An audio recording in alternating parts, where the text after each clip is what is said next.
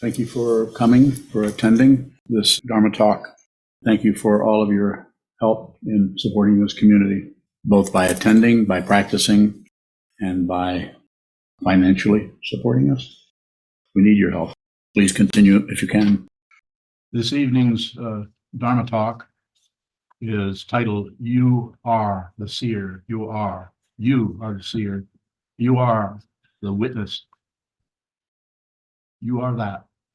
We'll go into that a little bit further in a moment. But first of all, I'd like to thank those who participate in this Sangha, this spiritual community, both in person and online on Zoom. Thank you for that. We need this kind of support, the teacher, the teaching, and the community. If you start to separate those out, this does not work so well, is not quite so expedient. So thank you for your participation, and thank you for your support, both participatory and financial. Please continue to help us if you are able. So you are the seer.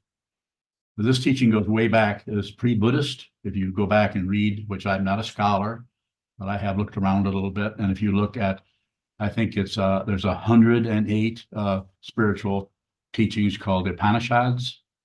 I don't know what that word means, though I did at one time probably. But that's in ancient India, pre-Buddhist. It is the 10th one, the Brihadaranyaka. I might not be pronouncing that correctly. Upanishad actually talks about non-duality, or not two, or no self, no other, in a little bit different way than it is taught in the Buddha's Dharma, but it is there. This has been around a long time in other traditions, including indigenous peoples' traditions, spoken of and taught in different ways, just like in the Advaita Vedanta. Advaita or non-dual teachings are the basis of and some say, and there's some differentiation and difficulty, lack of agreement, shall we say, and how this, going back and doing the historicity of what that is about, how that showed up. So a Vedanta teacher who's passed away now, pretty well-known one by the name of Jean, I think it's pronounced Klein, who was born in Germany. And a great teacher. He has several books, but the one that I would recommend if you were interested would be called I Am, and a very powerful teaching. But it's you'll recognize a lot of this words that he's using are very similar to the way I teach this, because I'm teaching out of what I'm seeing, not exactly what I've been taught. And I've said this over and over again. I'm looking at this, so I don't need an authority to come and tell me what I'm teaching is correct. The way I know that what I'm teaching is correct is I'm looking at it. I don't even need any students. So, but if I didn't have any students, of course, I would not be teaching. But I would not stop receiving what I'm looking at. There just might not be anyone who's interested. And I would return to being a pickpocket, which I think I was in the 13th century. So Jean Klein, his just FYI, if you need the information, his teacher was Pandit Virag Havachar. He was and his last name was Rao. And he studied with him for a few years right after the Second World War, which Jean Klein was part of the resistance, I think, in France during that time. But Klein's teaching is very powerful. It talks about meditation a little bit, but mainly it talks about the relationship to the teacher, how important the teacher is. So you could check that out or not, do whatever you want.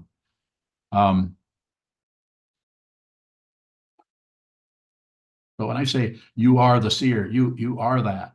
In the Advaita tradition, they would say you are the self, thinking of a higher, advanced kind of self rather than the ego, self-serving, greedy, warlike self of the ego. But you are a higher form of consciousness. So I would say you're consciousness. You just are consciousness. I wouldn't give it the somewhat a sticky word of the self, but you could if you like. So it's just what I'm emphasizing here. These teachings were there when the Buddha was born and when he studied with those Brahmins that were part of his Father's kingdom in those ancient times.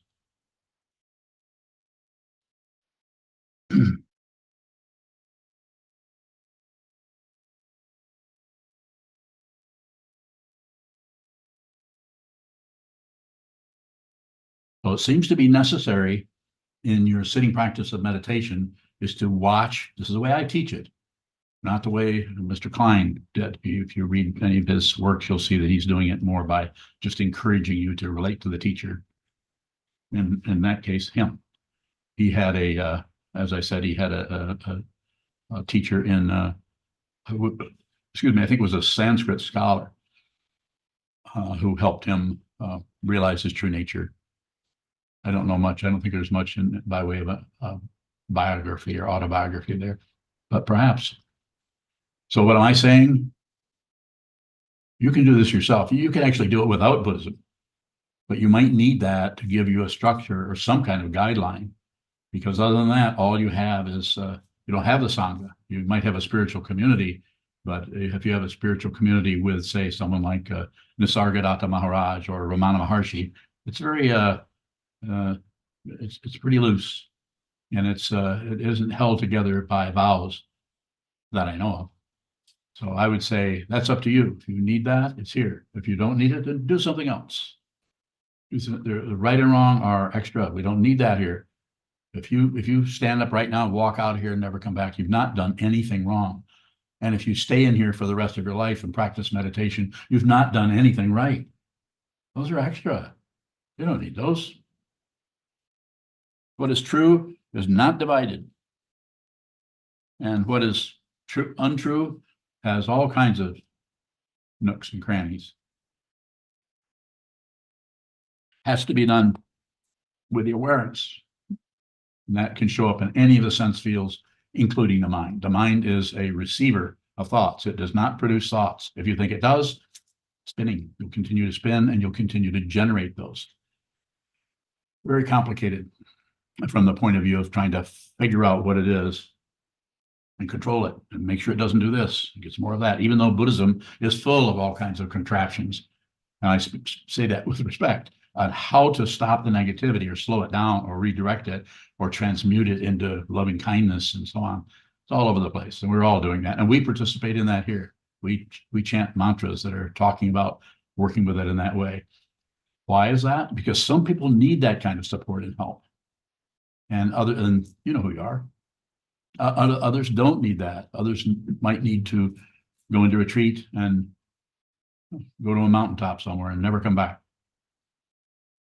Or go into retreat for long periods of time. Or go into retreat right here, sit down, hold still, observe the wall. That you are in a natural retreat hut as soon as you sit down and hold still and don't do anything but watch the movement of the mind stream. You're in retreat, whether it's for 10 minutes or 10 days. I highly recommend both. So you are, if your identity is anything, you are the seer, you are the witnessing, you are the observer. You can use all those words. You're just observing. It's just that there's no solid identity there that is looking for results or looking for who's right, who's wrong. There's just the receiving part of the consciousness only. If you say perception only, as it says in the banner in the back, that's more path quality. You're using the perception and slowing things down. So you're just looking at the perception and you are endeavoring to enter into that state of consciousness. It's not actually a state. I'm just saying that expediently. But it is consciousness where there's no observing part of the consciousness and there's nothing being observed part of the consciousness. So this is the way that in which you can transcend this world without your feet leaving the ground. Can this be done? Yes. Is it something you do? Somewhat. It's more of something you stop doing and start just receiving instead of producing all these footprints in the snow. You don't need them. They only last for a little while anyway. Even if you become famous, not a good idea. Become famous. I don't think Shoho Mike, the person who was my preceptor, would mind me sharing that one time his teacher and my teacher, Kobanchino Roshi, once told him to, if you know Shoho or Mike, he's an incredible painter. I met him at the Art Institute when I was 22 and I think he was 18. So I was like an old man, you know. But he's an astonishingly gifted artist, painter. And Coben told him to stop exhibiting, don't exhibit, and just be a Sunday painter. It was kind of heartbreaking for Shoho. Shoho did not mind him. He kept exhibiting. He did not, you might, if we were to talk to him, he's not here, and I don't think he watches any of my talks, but if he were here, he might say something else about it that I don't recall. Also, he wouldn't marry who Coben wanted him to marry either. So Shoho was kind of stubborn.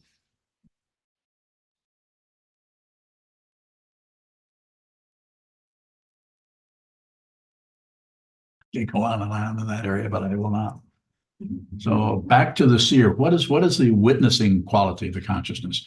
The next time you have some kind of ragtag ideas coming through and ripping at your heartstrings or hurting you, causing you pain, causing you what we might call anxiety, depression, or anger, or any of those, see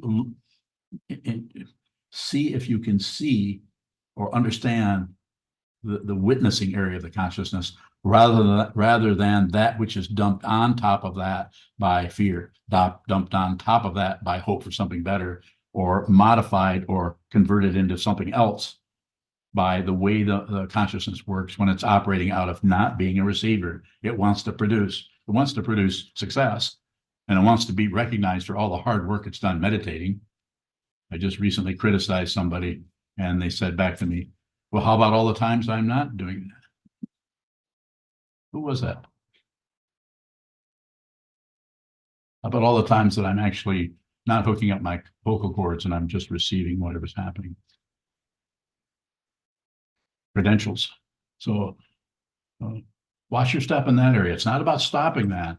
The awareness of any kind of negativity, passion, aggression, ignorance has, just to speak about it very directly, the value there of the sitting practice of meditation is you're actually experiencing samsara directly without fixing it, without increasing it, and without shutting down on it. You're actually liberating yourself right in the midst of the hell realm, or the jealous God realm, or the human realm, or the animal realm, or any realm, formless realm, realm of form, anything you can call an area.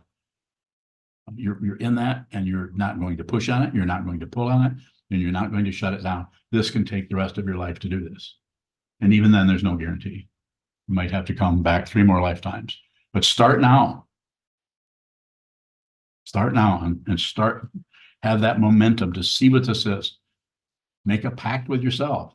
If you can't make an agreement with your teacher, do it with yourself. If you can't make it with the Dharma, do it with yourself. If you can't do it with the Sangha, then you do it. It's going to be very difficult to do that just with yourself, because the ego is very, very sneaky, and it will provide proof that you are on the spiritual path. Don't bullshit yourself. Don't do it. Don't do it. I'm not here to sales pitch that I'm this amazing teacher. You should come and drop to my feet. But you might want to drop to somebody's feet, because you can't do this by yourself. Why? There isn't one. And according to Jean Klein, who was not a Buddhist, who was just an Advaita teacher, non-dual teacher, you need a teacher to point at this, because if you can't do it yourself, because you can't get an authority out of otherness. The authority has to come out of seeing there isn't anyone. And you have to meet someone who knows that. I'm not here marketing myself. You'll know if this is your teacher. If you have any doubts about it, get out of here. Leave. You think I'm kidding you? I'm not kidding you. Leave. Go do something else. I'll go home and take a nap. And why am I saying that so definitely and so abruptly? I want you to look at it closely. I want this to be the truth for you, not some bullshit that you believe in. This is not the cult. Although sometimes somebody looking at it might think, oh, they're prostrating and they're chanting. And when this teacher gets up and walks out, they're bowing to the teacher and some kind of obeisance going on or some kind of following going on. You can't follow me. I'm not going anywhere. Any of you who are close to me know that nothing's happening over here other than your mind. So again, I say leave, but at the same time, I'm saying don't stay here. Do it anyway. Do it anyway. Not for me, but for yourself.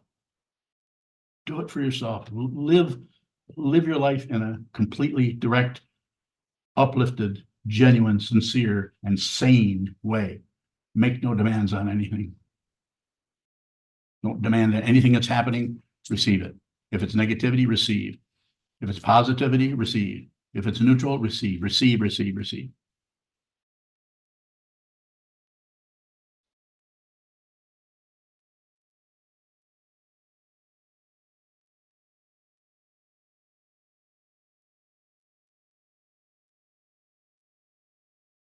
Is there a question? Sanho. For those of us who don't connect much with forums, we connect more with sitting and with interviews. What is the teaching around us doing forums anyway?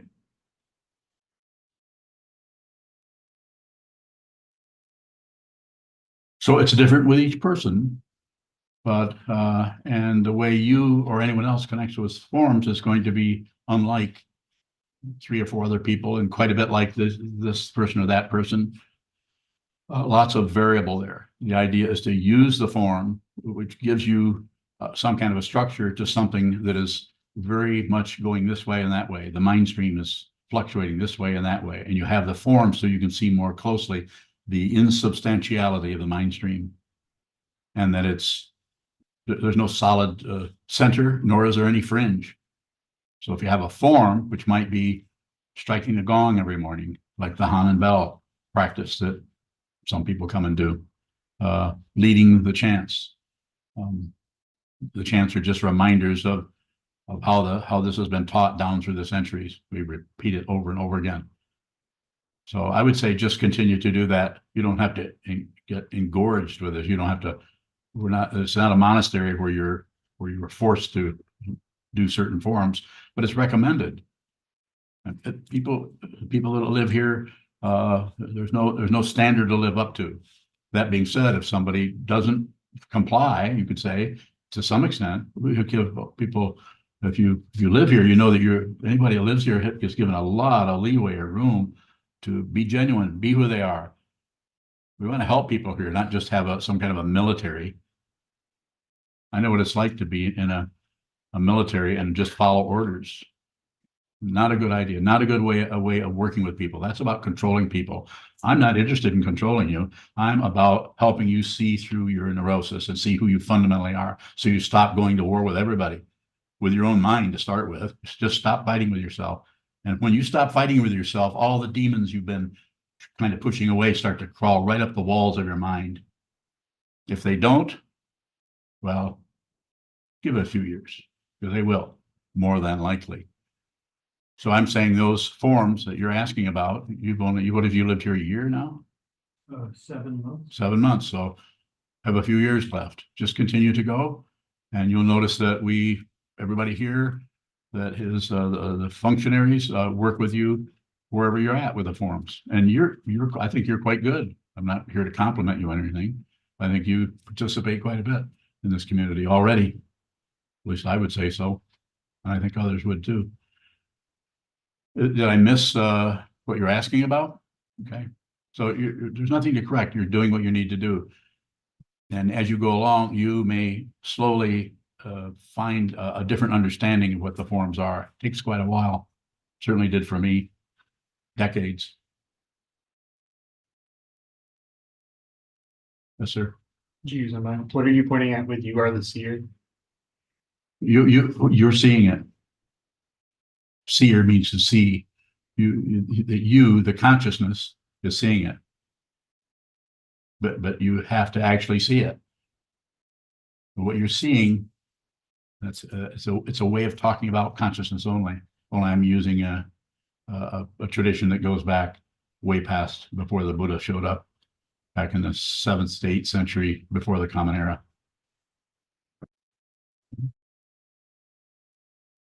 Do you use a mind? What feels like it isn't seen or what's covering that up? What feels like it isn't seen or is covering that up? Just ignorance, just fear covers that up. You become afraid, and that fear doesn't necessarily show up as someone who's afraid. It can show up as anger. Fear is a pretty vulnerable area, so that might be something you're going to have to go into.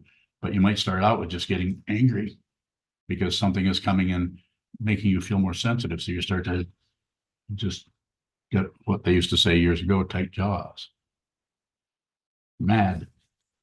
Passion, aggression, and ignorance are quite workable, but fear is not so workable. So we cover those up with success, failure, right and wrong, pointing, accusing. You know about all this. Everyone here does. But to actually experience the raw fear of being threatened by your own mind stream, not comfortable. This is a place that you can do that. It's a safe, protected place, as protected as we can get, where you can come in and dedicate your life to finding out your fundamental identity. That's what I'm here to do for you or for anyone who will give me permission to do this. More? Do you use a mind? Is ego fear? Yes. It's just as Trunk Rinpoche, I have to quote him, he calls it a paranoid insurance policy. It's just you have the ego so you don't have to experience the fear, because you always can go in your identity, your artificial identity, not the seer. The seer is just witnessing. It's just raw, bare attention to everything.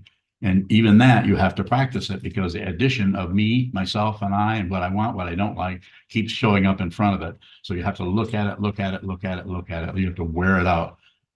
You just have to wear out the insistence of the samsara that keeps expressing itself as a Coney Island of the mind, or some kind of a 3-ring circus or tilt-a-whirl, something that looks like it's going in a straight line, but it's actually going in circles more.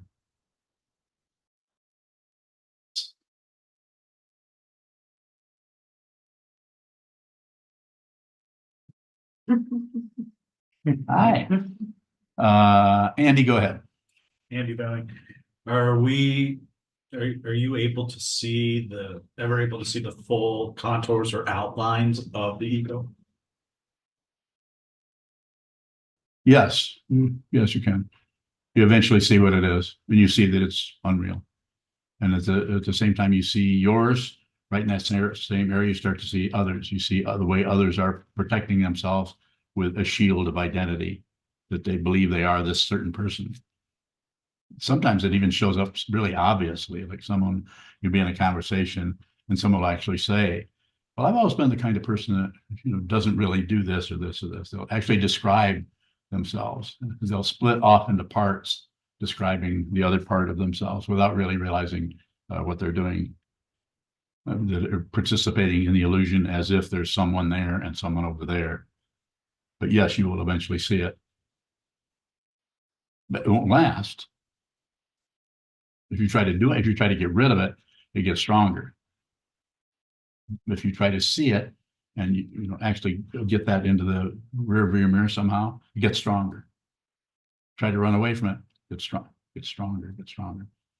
But it won't always show up as fear. It might show up just as anger, rage, just being enraged that someone else, something else, some other thing, something happened to you. It can show up with each person in different ways. A lot depending on the karma that you showed up in this realm. This is the human realm, supposedly. What got you into this, what good fortune, bad fortune, causes and conditions that show up as so-called in the past. More? Andy Bowing, it just feels so amorphous. Yes. When you said tricky, I guess it's just hard to see what we're looking for. What you're what? What I'm looking for. You don't have to look for, just look at. If you look at, then whatever shows up that's it. That's your object of meditation. You've heard me say this many times. Sit down, hold still, as still as you can, and whatever shows up in your personal, particular mind stream is your object of meditation. Don't push it, don't pull on it, and don't ignore it. And it will taunt you with all of those different kinds of seductions something you should push on, something you shouldn't put up with, like in the form of a story. Then we'll lay a story on top of a story to insulate ourselves even more from the actual reality behind the whole thing, which is you're not a separate being from anyone. You have to realize that. You can't think your way into it. And it would be quite challenging, especially for someone with your particular skill, being an attorney. You're used to using all of this material and working it this way and that way with a reliance on laws, and how where the laws are a little spongy and where the laws are cement, concrete, that kind of thing. When you say, I'm using a little bit of an image there, but it's that you're used to working with that to generate a livelihood, as is Sano and other people that are working in other areas that use a strong thinking process, a really powerful way to be able to work with those abstractions. So what you're being taught here is to just observe whatever shows up, do nothing with it, don't add, subtract, or divide. So you're going to have quite a few things that you're going to look at that you won't reinforce. But when you get off the cushion, you might go right back into reinforcing that or using that particular chemistry set to get results in the field that is your profession. More? I lost it. Thank you. When you're bowing, Yes. I think one of the responses you gave to Sandho was something about using the form to see the insubstantiality of the mind stream. Yes. How does the structure or the form show us? How does what? How does the form show us the insubstantiality of the mind stream? Anytime you watch something there, it starts to come apart. And then the ego mind will either fix it, make excuses for it, run a roundabout around it to try to make some kind of a idea about that, which makes it real. Your particular style is to tell us you have the first story, which is not particularly true, but might have some relative truth to it. And then you'll lay one story on top of the other. So you don't even have to look at the original trigger, which was just a trigger. It wasn't anything, nothing was happening there other than this triggered that, and that which was triggered is some kind of polarity on how you're not getting what you should get. You're losing control of what you should have control of. And then you'll lay more stories on that so that you don't have to look at it deeply more. When you're bowing, I think I was interpreting the word form in as like the forms that we do here. Okay. So how do these forms that we do day after day after day show the insubstantiality of the mind stream? Well, you've been doing sitting meditation that has to do with holding the body very still. Hold everything you can still. That includes the mind, but there's not. What happens there is you notice that when you hold the body very still, you see the mind just doesn't have any solid handles or reference points in it. And if it does, if something that comes up there, usually it's in terms of difficulty or failure or lack of what is commonly called self-esteem. Like you feel like, or embarrassment. We've talked a little bit about, you get embarrassed about because of pride. You're starting to show up to others like you're not doing so well because of this, because of that. Those are all lies. There is no self in this this form. Feeling, perception, concept, and consciousness is a way of talking about the appearance of a human form, but those do not add up to those five heaps or skandhas. Don't hang on to hands and create some kind of solid separate being. You start to look into that, which you're doing by practicing meditation, by studying these teachings, as you're looking at the insubstantiality of those forms. They're empty of what you think they are. Traditional teaching out of the Mahayana. More. And you're bowing, how does the body show the insubstantiality of the mind stream? Body looks pretty substantial, doesn't it? When you're here, you can sit this way, you can sit this way. You have a lot of say-so about the body. Tremendous amount. Compared to the mind. You can't really do anything with the mind. But yet it looks like you're doing something with the mind when you're thinking about this, thinking about that, analyzing that. Like the sculptor Rodin's thinker. This is the mudra of the West, and And this is the mudra of the East. This is why you have powerful transcendent spiritual teachings in the East. Why? I don't know. I don't know what the structure of that karma is. But over here in the West, we're trying to figure things out, calculate them. More.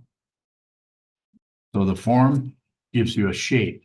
Sit down, hold still, sit symmetrical, so you can watch the asymmetry of the mind, because the mind's asymmetry or lack of reference point or lack for center and fringe won't show up right away. It will take a while for you to see that.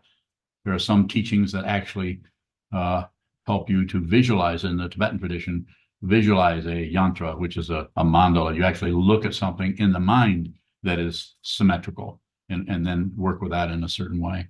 Same thing with looking at visualizing a deity yoga, it's called in the tantric tradition.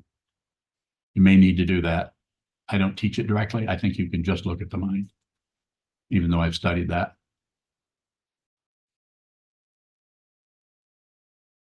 Yes, sir. Yoga bowing. Question on YouTube from Zeb. Zeb bowing. Should one block out physical pain that can't be helped? Well, that's a pretty broad situation. I would say no. You have physical pain, you can take care of it. There's medication. I mean, some of the medications have some really bad. Oh, I don't need to tell you that. No, don't maintain. Return. If you sit down and your body starts to hurt, I'm sure you've even heard me say this before, Zeb. Go lay down. Go take a nap. I mean, set your alarm. Get back up and come back. Return to it. Return. You don't have to maintain, but you need, if you're on the spiritual path, the way I'm endeavoring to point this out, you need to return. Just to tell a story, you're sitting here and you come in and you sit down and it's 8 o'clock. Time to sit. You're sitting there for 25 minutes and you start to ache. Do not stay there. This is not a macho delivery service. Get up and leave. Do it through the form. Go in and go lay down for 20 minutes, a half an hour, or maybe the rest of the day. Take care of yourself. I don't know what it's like to be in your body-mind complex, but you do. Be respectful of that. And also return to the teachings. Even if all you can do for a while is just read about it. Do the best you can. Zeb, I know you don't think you're very young, but I think you are. So you have a lot of time left, hopefully, unless the world comes to an end, which it might. Sanho. And you began to answer, and I was just wondering, for people like me, I have a pinched nerve in my back. If I don't sit with my back against something, then it puts weight on the nerve. Then if I put my back against something, it puts weight on the nerve. Yeah. I'm wondering, what about someone who there's a chronic reason why we basically need to lie down, and then maybe we even fall asleep? What is that? Did I say anything? Michelle, that is not that funny. Well, maybe it is. So the reason I'm saying that is I'm starting to talk out of both sides of my ears. So, and ears don't produce sounds, but sometimes we think they do. And I've had some chronic back pain, which thanks to Dr. Kinzel, I do not now. He actually did something and removed removed the pain of a synovial cyst in my L4 vertebrae, which was horrible. A few of you were around and you could see it was very disconcerting to be able to lay in a recliner, and even that was horribly painful, and all I did was scream, didn't I? I mean, I didn't do it for hours and hours, but probably an hour. When it would attack me, it was horrible. And somehow I managed to get in here and sit down, give a Dharma talk, and then go in the other room and scream for a while. So that doesn't mean I'm this big, brave, muscular person who can sit here. No, it'll actually back off because I don't know, maybe it's because I was teaching. I have no idea. I have no idea. But I would say take care of yourself. I would not sit up here if I was in excruciating pain. I would excuse myself and leave. And you can do the same thing. The important thing is the awareness of what's happening, not our control over it. Your body, my body, your body is you want to say it in a very direct way, it's kind of on loan. It is the shape of consciousness takes for what, 60, 70 years, whatever the time is. It takes this particular shape. Be respectful. So the body, that which is arising in your mind stream and your back is supposed to be there. It's there. It's causes and conditions. It's not that you can't find some way of maybe avoiding some of the pain. I did with Dr. Kinsel. He did some manipulations, and he's a DO also. So did he do that, or was it just coincident? Was that getting ready to go away? And I'm giving him credit. It doesn't matter. So I would say take care of yourself. Be here as much as you can, but also if you need to lay down, or if there's something we can do in here to help with your back situation, another kind of a chair or another. Have you tried a Seiza bench before? No. You know what a Seiza bench is? Yeah. So I'm saying, not saying you should. I'm just saying you could experiment a little bit and see if there's another way of working with it. You can also just get up and go to the White Tower room and sit in an easy chair in there and then come back. But return is the important part. Further questions? I don't know. Yes. Being bowing. I spend hours a week looking at what I believe is my mind. And it feels as if that mind is more intrusive off the cushion. Yes. How can I put others first when it just looks like more intrusiveness of my own? You're going to have to witness the way your selfishness. You're going to have to witness how it's all about me, me, me. If you're ready to hear that from me, then that's what I'm telling you. As I understand your question, it's not about so much about trying to be a really nice, helpful person. Don't bullshit yourself. Don't turn away from your emotions, your feelings. These are dependent livers, and they will look for a self who feels that way. And this is what you're working with. You're working with slowly understanding over time that there is no solid being there by the name of Yoon or Jesse. There's no solid being there. There's consciousness there that takes on that form in order to defend yourself, promote yourself, get your way, control others, control yourself. Unreal. You have to see that. And the path leading to that, seeing that, is difficult. It's like climbing a mountain, or maybe worse. So you need to talk to somebody that has been up and down that mountain. And presumably that's what you're doing. There's nothing to fix, but there's a lot to see. So continue to do that. The downside of what you're dealing with is it's painful and it's challenging and it's embarrassing, perhaps, to see that you're full of yourself. And you're all about me, me, me, and controlling yourself and getting your way. Am I going too far here? Just look at it. You do not have to fix any of that. Fixing it just creates a strong ego that's improving and getting better. This is a misunderstanding. And there are people that teach this differently. And if you feel that you want to listen to them, go listen to them. So, but I'm saying you need to see it. If you see what it is, you can liberate yourself from this wheel called samsara. You may return in another form, and you may not. But whatever happens is what really needs to happen next in terms of your awareness. More. Thank you for the question. Young. Is it ignorance to use spirituality? Sorry, is that ignorance to use spirituality to work with loss of possessions? Is it ignorance to use spirituality? Yes. For example, this practice to deal with or to work with loss of possessions. You know, I think I follow you, what your question is, but it's so complicated.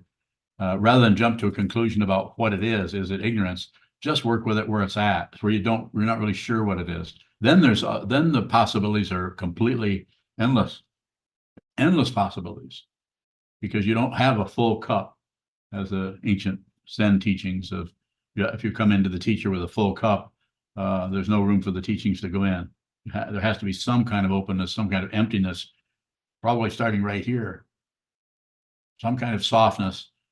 Doesn't mean you're no longer afraid, but some kind of openness where you can actually understand more deeply the very nature of the spiritual path yourself.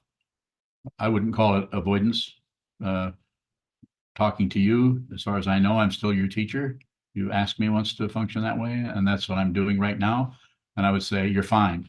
What needs to happen is more sitting and more connection with the 3 jewels as much as you can. But that is without abandoning your children or your family, all that. You don't have to go to a mountaintop. Now that we have Zoom, we can all get together on Zoom or get together in the monastery and support each other, reinforce this practice for each other as a spiritual community, as a sangha. Quite often that's missed in other areas. They might show up as spiritual community for 2 weeks or for a retreat or something, and then they're not even allowed to talk to each other. This is a mistake. People need to talk to each other, not run around practicing noble silence. It's not very noble. It's very discourteous, I think. And that's not my opinion.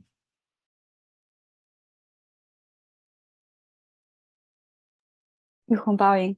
I Yes. think when I asked the question, when you answered, I realized that I did ignore the grief of loss, no matter what, what type, instead of looking at how it's shown up in my body.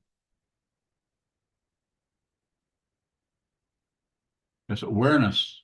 It's about awareness. It's not about success, not about being caught with an ignorance. It's not about being totally aggressive. It's about awareness of what you're doing.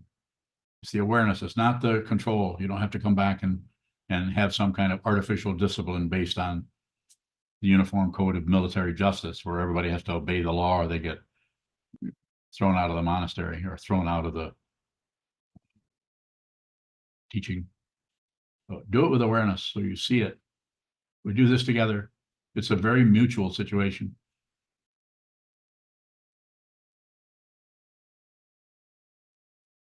Yes, sir. Thank you. You're welcome. Shoto. Shoto bowing. Earlier, I think in response to Sanho's questioning, the idea of like residents aren't required to do anything. They aren't? What I thought that's what you said. Well, what are they required to do? I don't know. My question was like in the hallway, the forms, it says the mandatory forms for the practice resident. How do you spell mandatory? MANDATORY. Did you write that? No, Who did it? I don't know. Go ahead. What is it? Why use the word mandatory if we're not required to do it? Because we want you to. It shows up in the form that we have to say, you need, if you're going to live in this monastery, you need to do this way.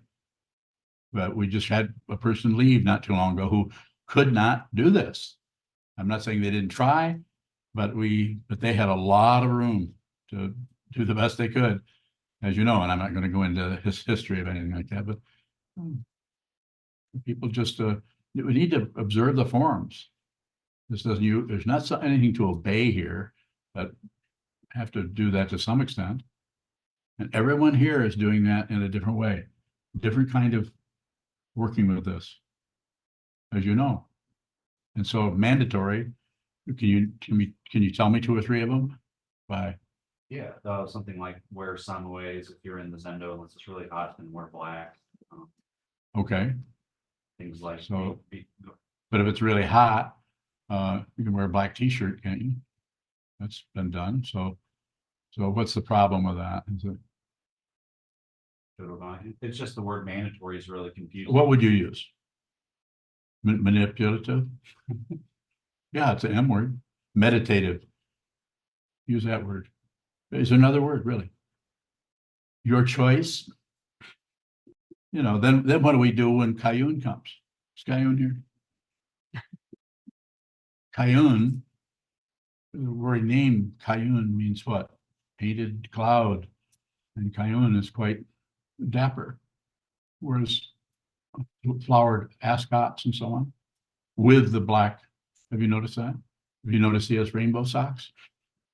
Okay, so how mandatory is that? Is anyone jumping on him about that?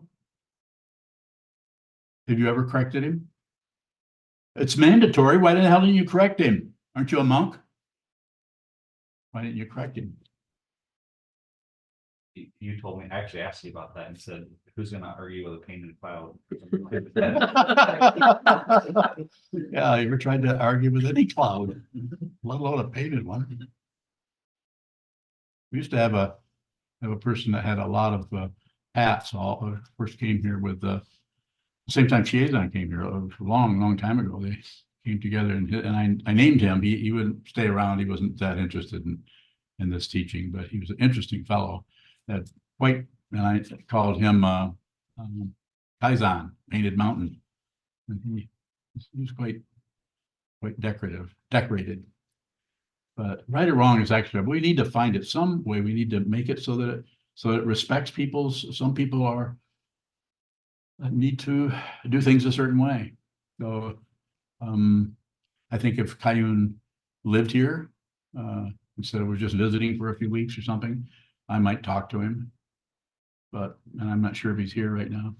Kayun, are you here? Let's see. Let's see. I don't see him. So good, well, we can keep talking about it.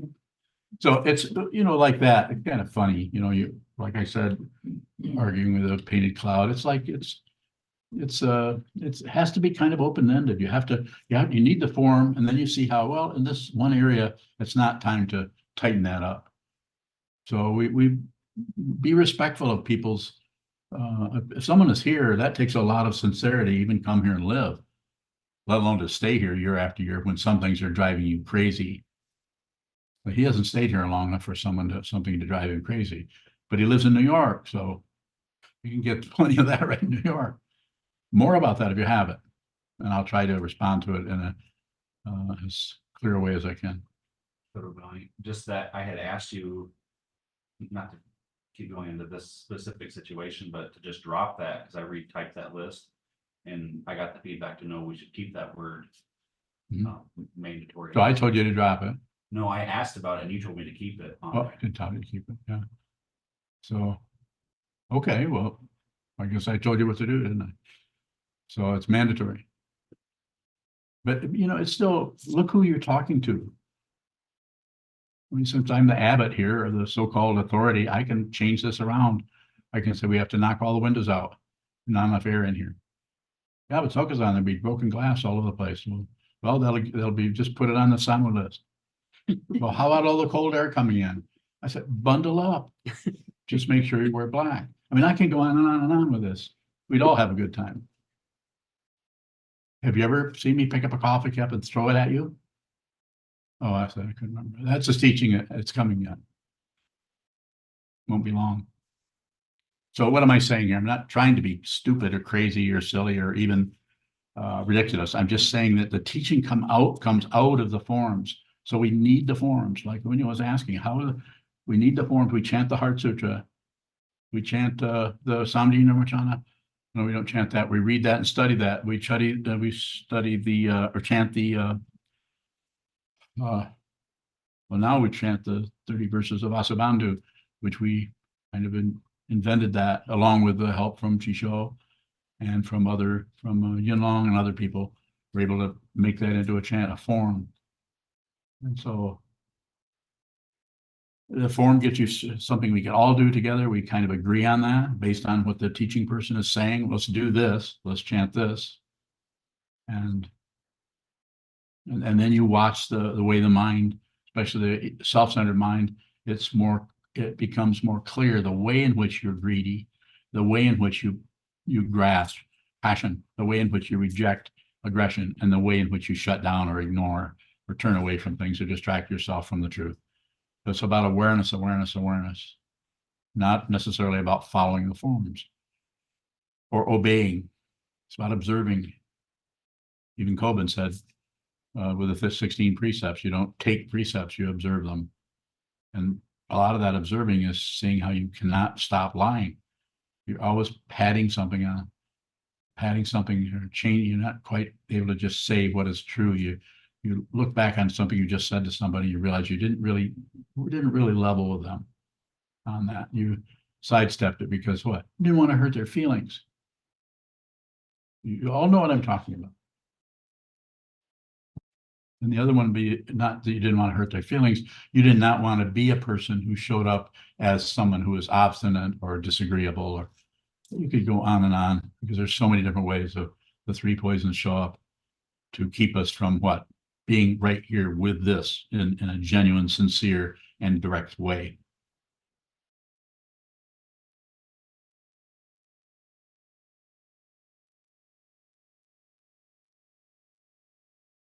Any questions on Zoom?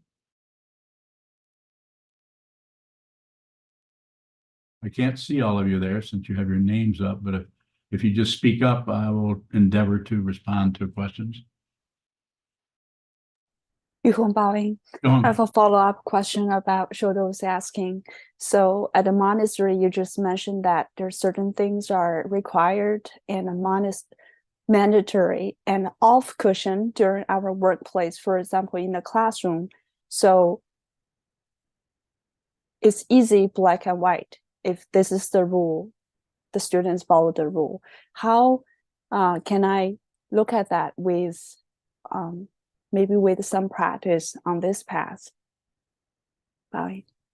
I think it's a very good question, and you might just pick out something. Maybe make a list of all the rules that are there, and then see if there's one there that is more sensitive or softer in terms of being interpreted differently, depending on the individual or the person.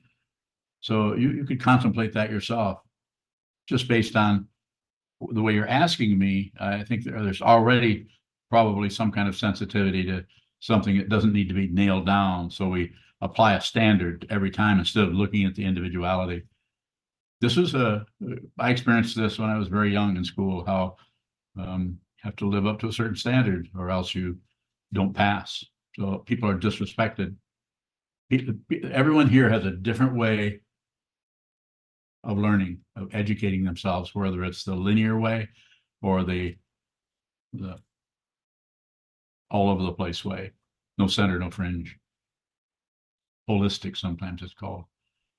And quite often that's just not respected because you can't get control of people if you kind of let them learn in their own way. You need to control them and have everybody learn the same way. Everyone takes the same test. We have a standard. So it is a highly sophisticated form of stupidity that is doing that. This doesn't mean that some people won't rise to the top of class. It's because they're have a natural ability to remember really just about everything, and a natural ability to apply that in different ways that makes them look superior to everybody. And I'm not saying they're not superior, they really are, but it leaves out a whole lot of other ways that people function in maybe a more holistic, or even you could even say humanistic way of having great respect for others, great respect for the variable. This is why you have bullies on the playground. Power, power, power. It's because it's taught. You've heard of the war on drugs? That showed up, what, in the 1972 or something like that? Not a good way to work with something that is an addiction, to make war on it. Not a good idea to make war on anything. Not a good idea to make peace with anything, because usually that's just a cover up for wanting to control. I know it sounds like I'm about ready to get on my soapbox, doesn't it?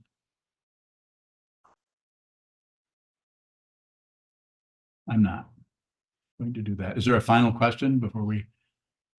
Yes, sir. Milka Bowing.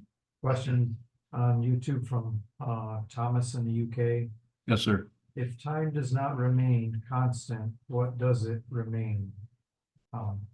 Time. Time. It's just an abstraction. It's abstract. That's why we have to have a clock. It goes in circles like this, unless you have a digital clock, which makes it even more abstract.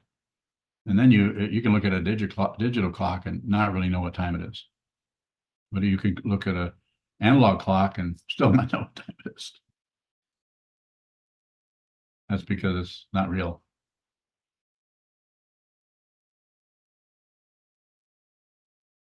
Ilka Bowing, he has another question. I bet he does. Firewood is not ash. What is ash? Firewood. Dogans, koan, firewood does not become ash. Ilka That's, Bowing, who's gone on a little further. he has, Uh, all right.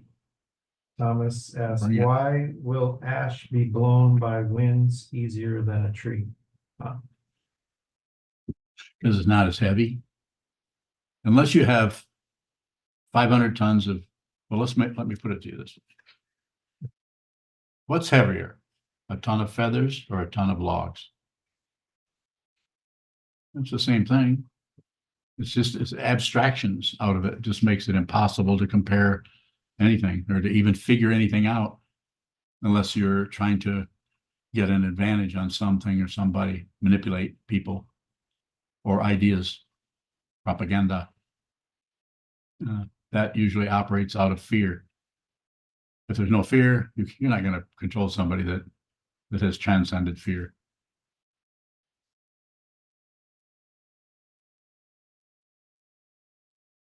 I can take one more if there is one, especially in here. You know, About whenever you talk about the forms being soft and not being macho, I crave that. Is that just a form of hiding? sure. But also, these forms in here are quite movable, but yet they're here, they're very, the structure is very strong. So if you wanted to come in here and follow these forms, for instance, the next month, this is 8 hours a day for 29 days. It's very, very strong, but you have to be the one. There's no one standing here with a stick unless it's me, which I might. But go ahead. Yeah, further. Yeah, but if I'm trying to create new forms for myself back at Hidden Mountain. Yeah. Is it unskillful to try to adhere to them strictly? Should I Oh, try to no. force myself to be No, loose? no. You know, you should trust yourself. You know what you need to do for yourself. It just might take you a lot longer to do that on your own than if you turn it over to a teacher and then he or she or they tell you what to do. This is your form.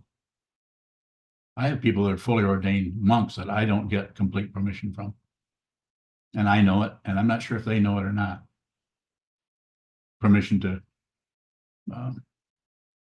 shake my finger at them. You know that. Oh, yeah. Did I ever shake my finger at you?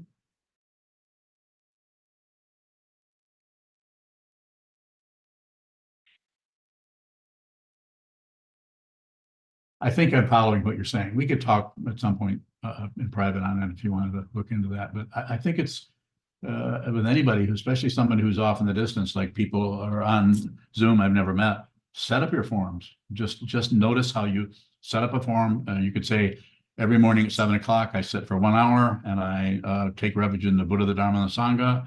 And maybe I prostrate, or maybe I just bow to an altar. Maybe there's an image of a Buddha. Maybe there's a Dharma book sitting on. Maybe there isn't anything there. Maybe there's just a candle. Maybe nothing.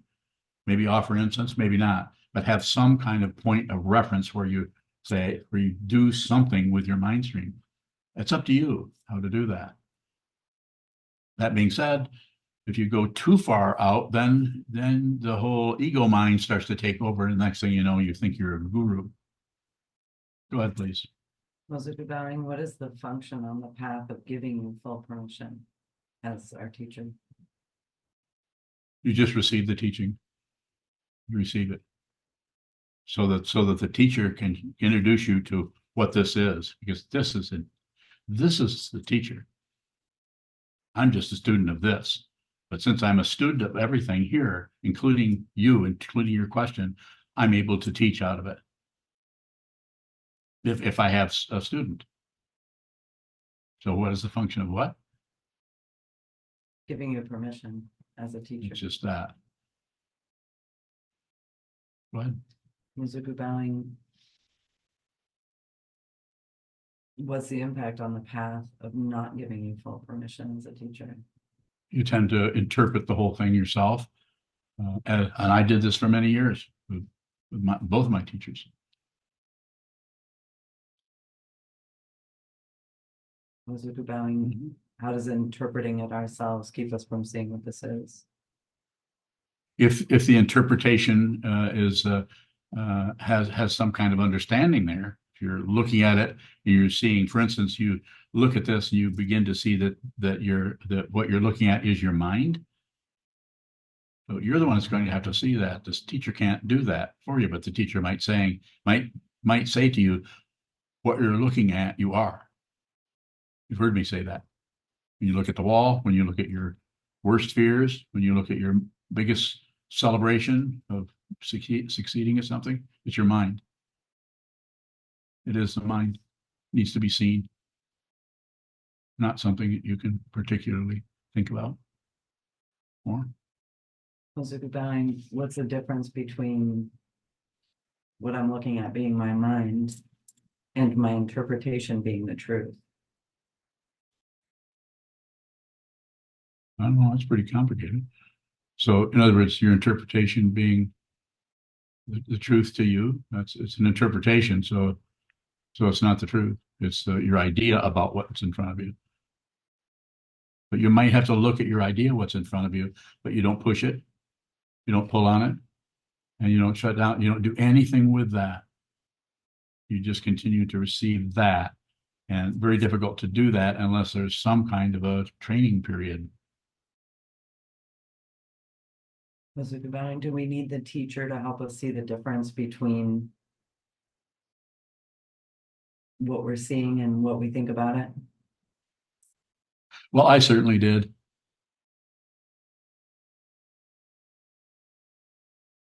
I think it's important to have a teacher. Without the teacher, and the relationship to the teacher is different for everyone.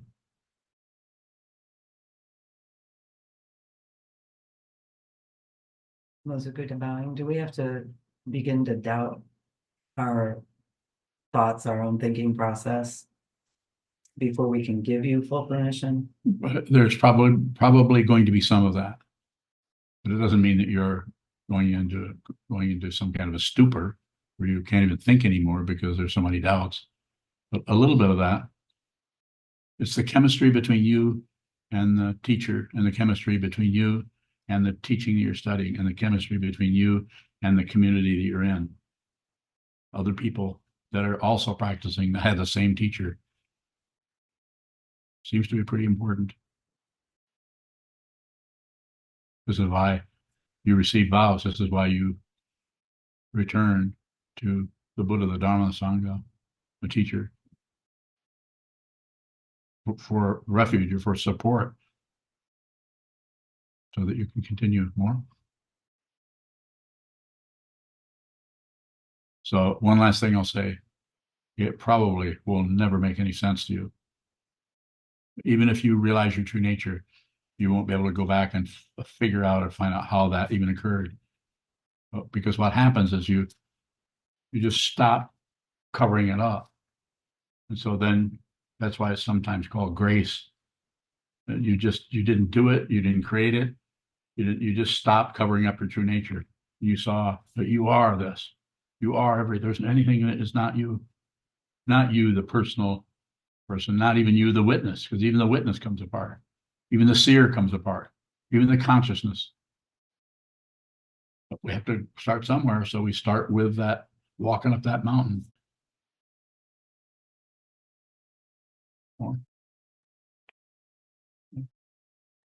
Yuhong Baoing, if we Okay. do as what you are teaching us, what made us to return? What made us return to you again and again, Baoing? I don't know, probably because you're a fool. Is that because I did not do exactly as what you're teaching me, Baoing? Probably hit on something